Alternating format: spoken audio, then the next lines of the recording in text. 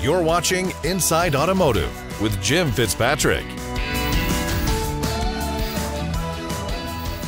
Hey everyone, Jim Fitzpatrick. You're watching another edition of Inside Automotive right here at CBTnews.com. Joining us now is Michael Wood, the General Manager of Jaguar, Land Rover, and Volkswagen divisions at Checkered Flag Auto Group, to share his insights on the state of the industry right now and his forecast for the second half of 2024. Michael, thank you so much for joining us.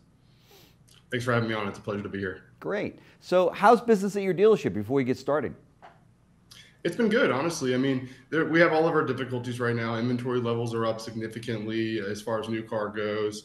So obviously there's a correlating increase with floor plan. So, I've seen about 103% increase in floor plan expense year over year. It's been tough to battle, but, you've got to get savvy. You've got to get quick at turning those cars over so that you can move them and mitigate that expense. And my team has really done a great job at that. Yeah, that's great. That's great. Jaguar has been going through a little bit of a shift in their lineup of models and such, and talk to us about that. Man, I am super excited about the future of Jaguar. I was very fortunate last year to be able to attend the Global Retailer Conference in the UK, where we actually got to see firsthand the next generation of Jaguars. And although I did sign an NDA, I can't talk much about it. I can tell you that Jaguar is getting back to their heritage, which is great to see. What you'll find in the new vehicles when they're released probably Q4 of this year, in my understanding, is that you're going to see a vehicle that goes back to the heritage of like the E-Type, or the XKs, for instance, really pushing the edge when it comes to the design strategy, as well as making sure that the vehicle is highly sustainable. So I think it's a really, really exciting time to see Jaguar get back to the niche market that it should be and really upscale themselves as far as the luxury lines go. Sure. Are those vehicles that you speak of in an EV form, or where does that stand? I mean, every manufacturer, as you know, jumped into EVs in a big way, and then many of them pulled back and said, wait a minute, the consumers are not there yet. What does that look like at your store? I think it was really smart the way that JLR handled this whole thing by, dividing it into the four houses of brands. We have Range Rover, Discovery, Defender, and Jaguar. And in each brand, in each house, I should say, we have a different strategy. With Jaguar, we're going fully electric, and we're really upstreaming the business model to a much higher price point. With the rest of the brands, for instance, like Range Rover and Defender, we're going to be offering all different variants, whether it's an ICE engine, a PHEV, a full EV, with the stated goal of Jag Land Rover of a full sustainability model by the year 2030. So I like the approach that JLR has taken on this one. They didn't go all in. They didn't put all their things into one basket. Right. And they've diversified their approach to make sure that we can offer to every consumer an option for them. I like to use my wife as an example. She was dead set against EVs. But recently she was put into a plug-in hybrid Range Rover Sport. And she's really changed her mind about the whole EV model. And I think that that's the way that we really should have gone. Everybody was really excited about the market cap that they were seeing from Tesla. Sure. And the OEMs wanted to get a little taste of that. So we're going to follow down them. But that was kind of forgetting who they were. We needed to maintain who we are and look at what the customer really needs. What the customer needs is a no strings attached way to be able to taste what an EV can do. And I think a PHEV really does that for you, because it's something like 85% of clients drive less than 50 miles per day. Most PHEVs get 50 miles EV. Case in point, my wife pretty much drives on electric every single day. Yeah. So I think there's an opportunity for us to leverage the PHEV model to transition more into EVs into the future. Yeah, that's a very good point. And manufacturers were going crazy and thinking that consumers are going to be pouring into showrooms going, okay, I want my next car to be an EV. How have you found that to be at your dealership with regard to the consumers coming in? Are they requesting to try out EVs? Is there a level of interest there?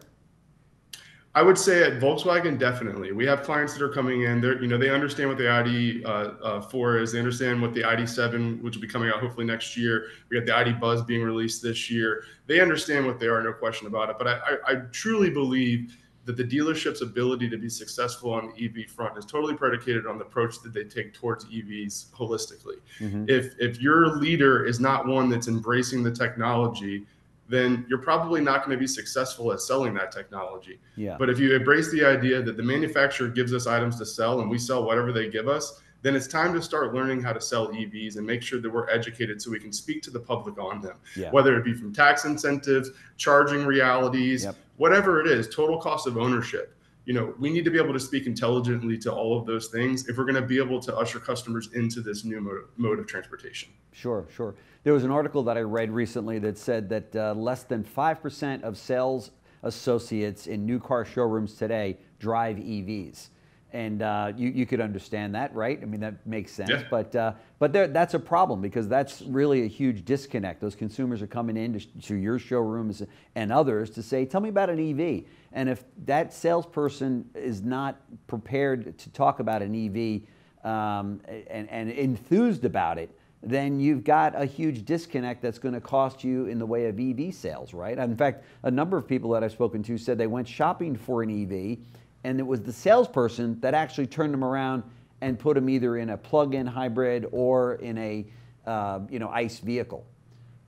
So I think you're talking about two different problems there, in my opinion. The first problem is just understanding the vehicle, right? So I agree completely. We actually moved our entire loaner fleet at the Volkswagen store to a full ID4 lineup. And I did it for a multitude of reasons. One, I wanted to give my clients that have traditionally driven ICE vehicles a risk-free opportunity to drive an EV vehicle. Great idea. But before we did that, though, I accepted exactly what you just said. So we took our lineup. I went to my executive team. They're a great group. And I said, hey, listen, I would really like to take these vehicles and give them to every single person in the staff and rotate them through. And we required them to drive those vehicles for about a week at a time. There was a caveat to that. They were not allowed to charge at the dealership. They had to charge just like the clients would have to charge, and they'd have to figure it out. And by doing so, we really bridged that gap for them understanding. And especially on the service side, the advisors were able to speak to the client. Because candidly, when I drove mine for the week, it took me 3 days to figure out how to turn the radio on. If I was a customer, that would have annoyed the heck out of me. Yeah, of course. So we wanted to make sure that we obviously didn't impact our wonderful CSI scores. And we wanted to make sure that we were giving them truly a fun experience in driving these vehicles. The second point I think the problem is a pay problem. Typically when I hear the situation that you just pointed out, where there's sales associates out there that are moving customers from EV vehicles to ICE vehicles. Yeah. It's typically because the front end margins are significantly lower on EV vehicles than they are on ICE vehicles. That's a real issue. So then what we need to obviously do is just change the way we pay them. Yeah. Why do we have to pay them based on how much pain threshold the customer has, how much they're willing to pay for the vehicle? The market dictates how much a vehicle is worth. The product specialist, the associate, whatever you want to call them, should be paid for their time, and their job should be able to find them the least expensive vehicle, no matter what, as long as it matches what the customer's looking for. Right. And so that's why here at Checkered Flag, we're a negotiation-free process. We pay our product specialist not on commission, but on volume and customer satisfaction. Wow. And their job is to find the least expensive vehicle that best fits their client's needs, because that's truly how we transition from the negative connotation that the industry has into the future. We're in an existential battle for the dealer franchise model, in my opinion. Yeah. And if we don't drastically change the way that variable operations works to become more customer centric, more experience based, more customer friendly, whatever you want to term it, then we're going to lose that battle. Yeah. Period. Yeah. No question about it. It's a whole new way of thinking for the people that are watching right now in the industry, dealers and managers alike. They're wondering, this might be a whole new way, to pay sales commissions, because as you know, for so long, it's been about 20% of the gross profit, whatever you make on the car. And therein lies the battle that ensues as soon as that customer hits the showroom, right? Salesperson wants to get as much gross as they can. Customer wants to get the best deal they can. And bingo, you've got this explosion that happens on the showroom floor, within the first 5 minutes, when the customer says that the best deal you can make on the car. And you've got it's a tug of war, right? And I guess you've taken that tug of war completely out of the scenario when you pay somebody on the sale of the car and not on the gross of the car, right? Exactly, 100%. It goes back to actually fulfilling the customer's needs. You're able to listen more and be able to find a vehicle that really aligns with them. And what we have found is that a lot of times clients come in on vehicles that are more expensive than what they really actually need and want. Yeah. They think they see one option and they're like, well, the only way I can get this option is by spending $5,000 more. Well, if you're paid on gross profit and that car has more gross profit in it, then you're probably going to sell them that car. But is that really what's best for the client?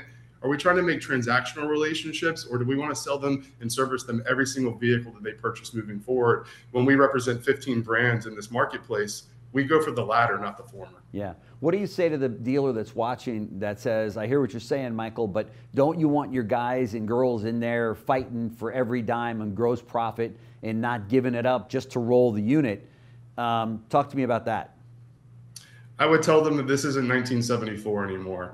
You know, the technology has really leveled the playing field for the consumer. Whatever stat you want to throw out there, whether it's 11.2 hours shopping online, whatever it is, the consumer is well versed. The information is available. We are ridiculous to think that we can hold one over on them. Why not just change the way we do business? Why not offer the client a better way to do business so that we can continue our partnership with them? Because I believe there's immense value in the dealer franchise model. I believe that we fight day in and day out for the best interest of the consumer. But unfortunately, there's such a negative connotation because of my predecessors. And I'm in this industry because I want to be the change that I want to see. I want, you know, my mom to be able to walk into a dealership without me and be comfortable in purchasing a car. And just because I'm a better negotiator than she is, doesn't mean that she deserves a higher price than me. That's just not how it should be. It really isn't. Yeah, for sure. And there's many companies out there, as you know, Carvana and CarMax, just to name a couple, where that's all non-negotiation. I mean, you go in there, you're going to pay the price of the car. They don't, you know, go back and forth all day on you know, negotiating the deal, right? Which is what people like about those two brands, or I should say one of the elements that they like about those two brands, right? Yep, and isn't it interesting when you look at registration data for the state of Virginia, 9 of the top 10 used car dealerships in the state of Virginia for registrations are CarMax and Carvana. Yeah, that's right. And so if that isn't a testament to the consumers putting their money where their mouth is, then I don't know what else is. I mean, that validates the point that the consumer doesn't really want to negotiate. They want a fair price. They want an upfront, transparent process, and they want a customer advocate to take them along the entire process. They don't want to be handed off to a finance manager that gets to take them back to the box and, you know, try to hit them over the head, if you will. You know, we're a single point of contact dealership as well. So the person that takes the internet lead is the same person that presents you with your insurance options at the end, which is the same person that's going to deliver your vehicle. Right. One person, one price, 1 hour. Wow, that's fantastic. Fantastic approach. And I will tell you, there's another person on the showroom floor that also doesn't like to negotiate, and that's the salesperson. I know I'm painting with a broad brush so you can save your emails, but at the end of the day, if you talk to most salespeople, the element that they don't like about the industry is that haggling back and forth, because it puts them in a very uncomfortable position. The sales people, as you know, don't really set the gross profit or the final price. They don't set the trade-off value. They don't set the interest rates, although they're the ones that feel the pressure from the customer when it comes time to negotiate all of these different items. So they're always put on the hot seat. So I've spoken to a number of salespeople that work in a non-negotiation environment such as yours, and they seem to be happier because they can focus so much more of their time and energy on making that consumer happy with the car, with the dealership, with the process, and you remove the negotiation out of it so they can remain friends with that new customer, right? Right, absolutely. And then what's even better is that the team aspect that arises from it. You know, I came from the negotiating world, and I worked probably 55, 60 hours a week. Yeah. Sometimes less than that, of course, but you know, a lot of times working as many hours because I didn't want to lose out on a deal, or I didn't want to miss the opportunity for this. That's right. But in our environment, we split deals all the time. Yeah. Because if you're scheduled to work 9 to 5 today and you're working a deal and it becomes 5 o'clock, we're going to hand it off to the other product specialist, or you can stay, whatever you want to do. Sure. But you have a lot more freedom. And I'm really big on work-life balance. In fact, I kind of look for a work-life imbalance, because everybody that comes to work here didn't say that, hey, Mike, I'm going to give you all day, every day, 24/7. You've got me, just give me a paycheck. Right. No, they said I'd give you 40 to 50 hours a week. And in return, I want to make as much money as I possibly can. I try to hold them to that because I really believe that time off makes a difference. And I believe that the atmosphere that we're creating right now is just a real win for the consumer. Yeah. Yeah, it sounds like it. There's no question. And I think that there's many dealerships that agree with you and have moved to that type of an environment. And probably we're going to see more moving that way as well. And I think we will see a lot more moving post-COVID into that, because ostensibly we were in a negotiation-free world during COVID. So if you were a dealer that wasn't negotiation-free, that's your opportunity. That was your opportunity to go and switch. So if you haven't, do it. You're going to win in the end. It will be painful at first, but your F&I profits will go up. Your volume will go up. Your front-end margin will go down slightly, but you'll get more trades. you know, that the whole math of it works out. That's right.